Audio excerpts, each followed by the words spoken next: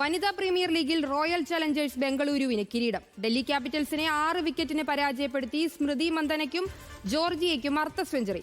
RCBയുടെ രണ്ടാം കിരീടം. വിശദാംശങ്ങളുമായി ജ്യോതിഷ ചേരുന്നുണ്ട്.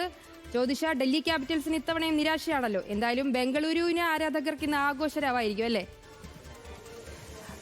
സരിത, RCB അങ്ങനെ കപ്പെടുത്തിരിക്കുകയാണ്. 2024 അവർ കപ്പെടുത്തിന് സമാനമായ രീതിയിലാണ് 2026 അവരുടെ പ്രകടനം എന്ന് പറയുന്നത്. ഡൽഹി ആവട്ടെ 200 മേലെ റണ്ണെടുത്തെങ്കിലും ഒരു വിജയപ്രതീക്ഷ വെച്ചിരുന്നു. പക്ഷേ ശ്രുതി മന്ദാനയുടെ 87 റൺസാണ് RCBനെ വിജയത്തിലേക്ക് നയിച്ചത്.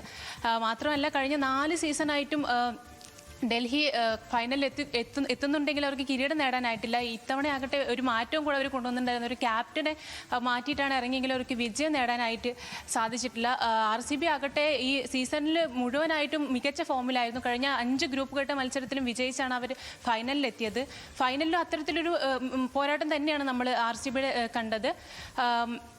മാത്രമല്ല രണ്ട് പന്ത് ബാക്കി നിൽക്കെ 204 റൺസ് എടുത്താണ് RCBയുടെ തകർപ്പൻ ചെയ്യൽ. സരിത, ശരി, ഡെസ്കിൽ നിന്ന് ജ്യോതിഷയാണ് വിവരങ്ങൾ നൽകിയത്.